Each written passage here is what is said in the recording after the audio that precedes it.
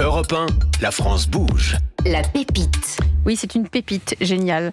On va découvrir pourquoi dans quelques instants. Erwan, vous avez 39 ans, c'est ça, votre start-up est née en 2017. Elle est bordelaise. Absolument. Ça m'a bien plu. Vous avez fait une école d'ingénieur, les mines. Vous avez pas mal travaillé avant de vous lancer dans l'entrepreneuriat. Vous avez beaucoup d'expérience, notamment aux États-Unis. Ouais, un parcours assez classique en sortant d'école d'ingénieur au final. Donc plutôt un parcours en démarrant dans des grands groupes. Et en découvrant une première expérience aux États-Unis sur l'intégration des startups dans le groupe Areva, à l'époque où Areva travaillait beaucoup à la fois sur le nucléaire et les énergies renouvelables, et puis qui m'a permis de goûter à la fois à travailler dans une grande entreprise française et puis découvrir un peu la culture américaine qui est très différente et qui permet de comprendre ce qu'est l'entrepreneuriat à leur manière, c'est-à-dire qu'un ingénieur est très bien calé d'un point de vue business. Ce qui n'est pas le cas en France. Beaucoup moins. Ouais, donc vous, en vous imprégnant de cette culture américaine, vous avez eu quasiment un double parcours, ingénieur mais aussi business. Ouais, je retournais presque à l'école en découvrant tous les ingénieurs de Stanford qui m'expliquaient comment gérer une trésorerie. C'est fou, quand on sort des mines, on se dit qu'on est capable de faire tout ça, mais ça on l'apprend pas à l'école des mines. On fait pas tout encore. Ah, dommage. Donc, la création de Génial, je rappelle, c'est le nom de votre boîte, a coïncidé, paraît-il, avec l'arrivée de ChatGPT. Ouais, absolument. Mais en fait, en 2017, on avait démarré dans l'intelligence artificielle, ce que j'appellerais la vieille intelligence artificielle de machine learning. Mais surtout, avec l'arrivée de ChatGPT, ça a démocratisé les usages autour de ce qu'on appelle l'IA et ChatGPT qui a pris le dessus. Et donc, nous, ça nous a ouvert finalement une démocratisation, clairement, de notre activité aussi, beaucoup plus d'exposition, et qui nous a permis de rentrer dans une phase de croissance qui ne s'est pas arrêtée depuis début 2023. Alors comment on se dit, une fois qu'on est dans des grands groupes, on a eu l'expérience aux États-Unis, comment on se dit, moi, je vais passer le pas et je vais monter ma propre boîte? Il se passe quoi dans votre vie ou dans votre tête? Ouais, je pense que c'est l'envie de prendre de la liberté, la capacité à peut-être porter son destin. Dans un grand groupe, on peut avoir finalement, au bout d'un moment, avoir vu beaucoup de choses. J'ai commencé dans l'énergie, je suis parti chez Cdiscount, après dans le digital, donc deux univers très différents. Mais au final, le grand groupe, ça, en termes d'épanouissement, ça convient à plein de monde. Mais en fait, le monde de l'entrepreneuriat, il permet de découvrir plein d'autres choses, de gagner en autonomie. Et je pense qu'il y a plein de potentiel de gens qui sont dans des grands groupes et qui pourraient avoir envie d'y aller. Il y a plein de dispositifs. Il y a le congé sabbatique, typiquement, dans des grands groupes, qui permet d'arrêter pendant 1 an. C'est ce que vous avez fait? C'est ce que j'ai fait. Et ça vous a pour développer votre projet? Pour le développer, se dire, moi, je pars pendant 1 an. Et il faut que j'ai des clients. Et au bout d'1 an, si je m'écroule, au pire, j'ai quand même c'est vachement bien, un petit parachute. C'est confortable. Et donc, c'est vrai que à l'issue de la première année, on peut décider de se lancer pour de bon. Et voilà, c'est ce que j'ai fait. Et c'est comme ça que vous avez lancé Génial. On va voir pendant votre pitch le lien avec l'univers du voyage, parce que je rappelle que ce soir, nous sommes avec Anne Pruvot, la directrice générale de SNCF Connect & Tech. Donc, Génial avec le voyage, ça donne quoi? Vous allez pitcher aussi? Ouais. Allez, okay. C'est à vous, Top Chrono. C'est à vous. Alors Génial, pour Générative IA Lab, notre mission, c'est d'aider toutes les entreprises qui veulent utiliser l'IA générative dans leur quotidien. Donc cette révolution technologique, elle amène des révolutions d'usage, un accès beaucoup plus rapide à l'information. Et pourtant, aujourd'hui, il y a plein d'entreprises qui hésitent à y aller, qui savent pas trop comment le faire.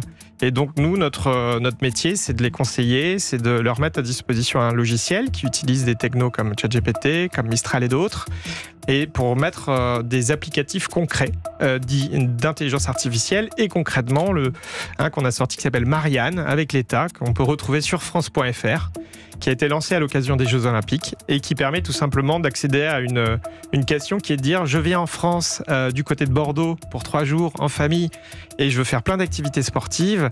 Est-ce que tu peux me proposer un programme sur mesure d'activités avec des activités payantes, gratuites? Est-ce que tu peux me conseiller sur le budget, etc. Et donc notre métier, c'est d'aider des grandes entreprises et des plus petites entreprises à passer à l'action. Donc si je comprends bien, merci de vous être prêté à cet exercice du pitch, Erwan Simon. Vous utilisez la technologie de ChatGPT pour organiser mon voyage. Exactement. C'est un guide du routard version intelligence artificielle en fait. Et actualisé. C'est formidable. Vous en pensez quoi autour de la table? Anne Pruvot, patronne de SNCF Connect & Tech ce soir. Eh bien, écoutez, moi, je trouve que c'est un moyen d'ouvrir plus largement, en fait, effectivement, les destinations. et probablement de sortir d'une surfocalisation de certaines destinations, parce que ça va engendrer plus de créativité.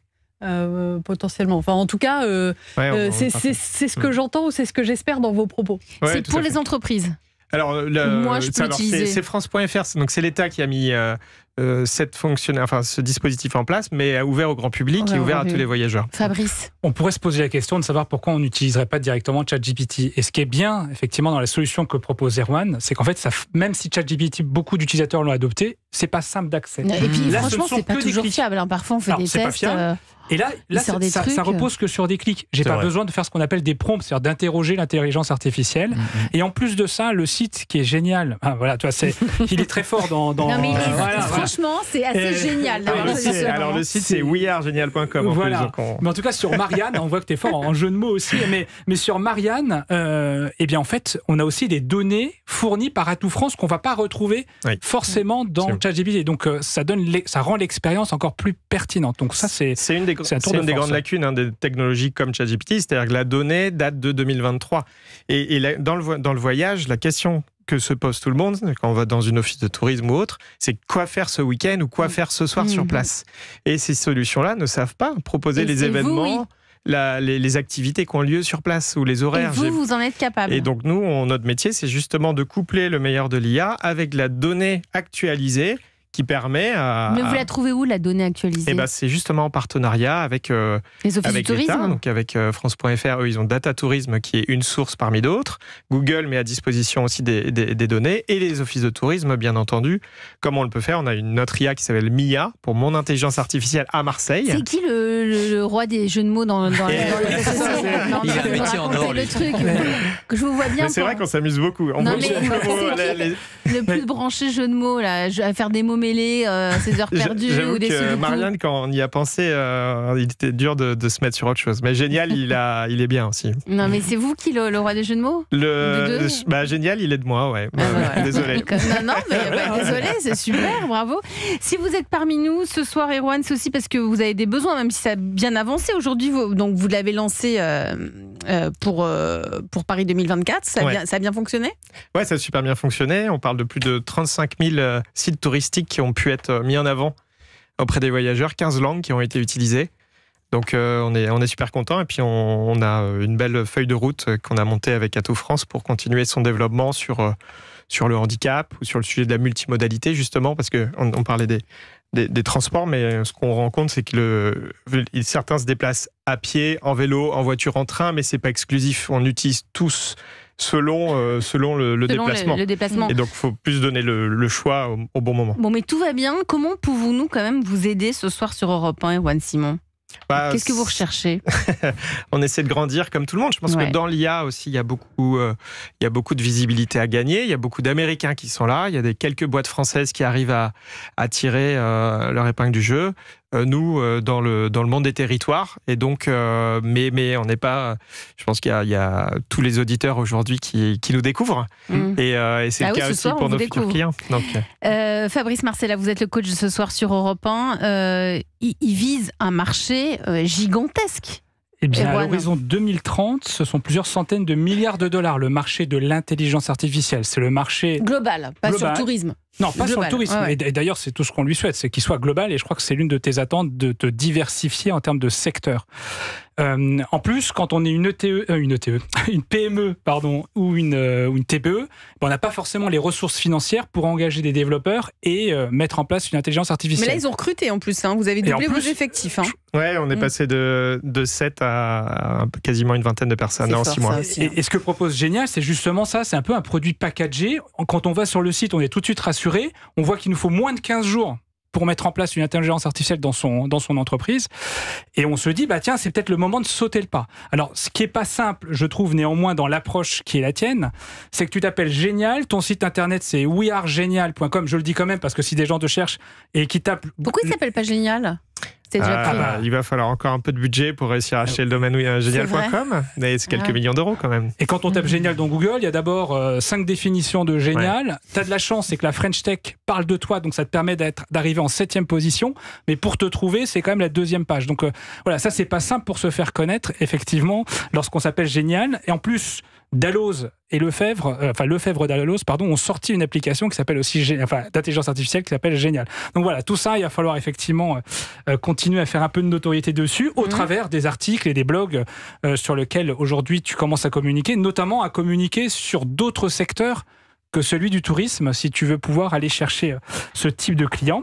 Et moi, ce que je voulais te proposer, je dirige effectivement un incubateur de start-up, mais où on a beaucoup de conférences sur les sujets du moment qui s'adressent notamment à des corporates de tout secteur. Donc à des professionnels. Oui, à des professionnels de tout secteur et notamment des grandes entreprises. Et ces mêmes grandes entreprises nous expriment le souhait effectivement d'avoir des intervenants de qualité sur les sujets du moment tels que l'intelligence artificielle. Donc tu es le bienvenu pour venir présenter ton savoir-faire et pourquoi pas nouer des contacts privilégiés avec ces interlocuteurs qui viennent à notre rencontre. Avec plaisir. Là aujourd'hui, Génial est très marqué tourisme. 2/3 de l'activité aujourd'hui dans le tourisme. Donc finalement, les autres secteurs qui arrivent, c'est plutôt des chefs d'entreprise qui ont vu qu'on avait su faire des choses dans le tourisme. Pour pouvoir l'adapter à leur domaine d'activité. On veut des boîtes qui ont vraiment sorti des choses concrètes. On veut pas forcément du conseil à nous faire réfléchir comment on peut y aller, mais plutôt des gens qui se sont testés, qui ont vu ce qui marchait pas. Et de se dire, finalement, on va travailler avec des gens assez pragmatiques.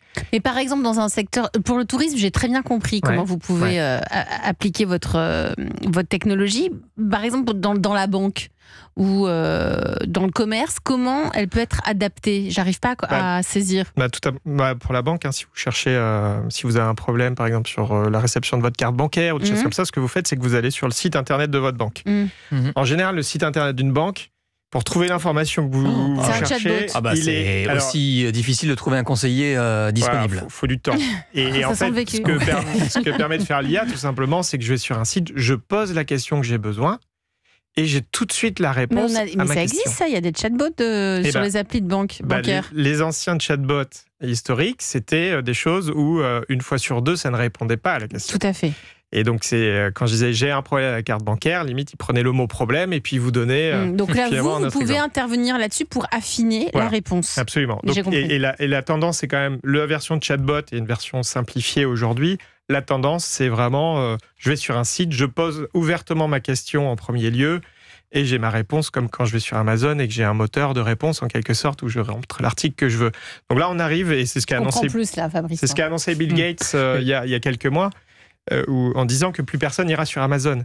Parce qu'on ne va plus consommer les sites Internet de la même manière. C'est les entreprises qui vont vouloir s'adapter à rendre l'information tout de suite disponible. Et donc là, c'est pour ça que 100% des entreprises vont être concernées par l'utilisation de l'IA, au moins sur leur site Internet. Donc Fabrice, moi si je comprends bien, il faut qu'il y ait plus de clarté sur le nom, sur le branding, comme on dit, sur la marque. Voilà. Et ensuite... Et puis commencer à adresser effectivement les problématiques des autres secteurs au travers des cas d'usage qu'il a commencé déjà à développer.